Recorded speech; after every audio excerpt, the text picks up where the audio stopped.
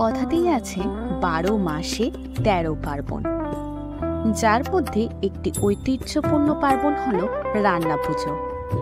যেহেতু নিজেদের ইচ্ছে মতো এই রান্না পুজো হয়, তাই এটাকে ইচ্ছে রান্না বলা হয়।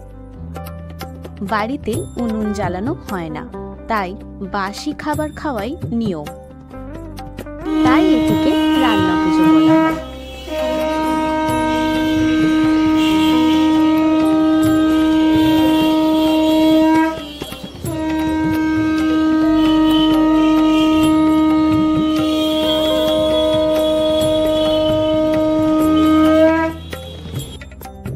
এই পুজো বাঙালির সংস্কৃতির এক অংশ।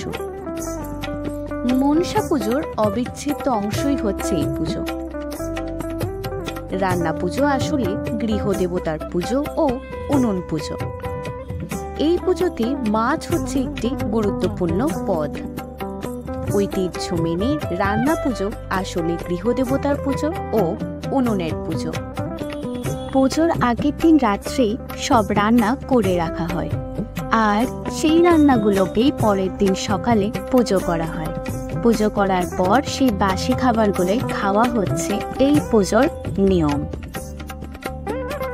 অনেকের বাড়িতে এই পুজো হয়ে থাকে, ঠিক সেই রকম ভাবেই আমাদের বাড়িতেও এই পুজো হয়। পুজোর আগের দিন রাত থেকেই মা ব্যস্ত হয়ে পড়েছিল এই পুজোর জন্য সব রকম রান্না করতে, আর আমি সেটাই একটু ভিডিওর মাধ্যমে তুলে ধরলাম। বিভিন্ন রকমের সবজি আর মেনলি হচ্ছে ইলিশ মাছ এই রান্না পুজোয় ইউজ হয়। প্রথমেই মা সব সবজিগুলোকে কেটে একে একে রেখে দিয়েছিল, আর ওদিকে ইলিশ মাছটা কেটে ভালো করে নুন হলুদ মাখিয়ে রেখে দিয়েছিল। মা একা হাতে কিন্তু সব রান্নাই কমপ্লিট করে ফেলেছে। এই রান্না পুজোর অনেক ধরনের কিন্তু আইটেম হয়, তাই সবকিছুই মা একা হাতেই শেষ করে ফেলেছে। আমি শুধু একটু ভিডিও করে দিচ্ছি আর কি। গরম সাদা ভাত তো আছেই, তার সাথে আছে অনেক রকমের ভাজা, আলু, উচ্ছে, ছাঁচি কুমড়ো, পটল, বেগুন, কাঁকরোল, এত কিছু ভাজা। সাথে ইলিশ মাছের তেল তো থাকবেই, নারকোল ভাজাও আছে, আর আছে মিষ্টি মিষ্টি মসুর ডাল, আর এদিকে ইলিশ মাছ ভাজা, ইলিশ মাছের ডিমও আছে এদিকে।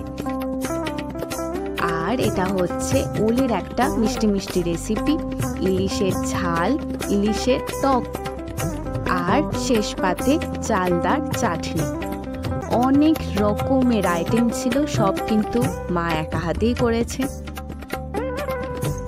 আর ইলিশ মাছ তো এই রান্না পুজোতে মেন। আর এই যা যা আইটেম আছে সবকটাই কিন্তু ইউনিক, আর এগুলো শুধু রান্না পুজোতেই হয়। এই যে পরের দিন এই রান্নাগুলোকে পুজো করা হলো, আর সাথে ফল প্রসাদ আর দধিকর্মাও কিন্তু ছিল। এটাই হচ্ছে আমাদের রান্না পুজো। আমাদের তো রান্না পুজো খুবই ভালো কেটেছে। তোমাদের কেমন কাটলো অবশ্যই জানাও।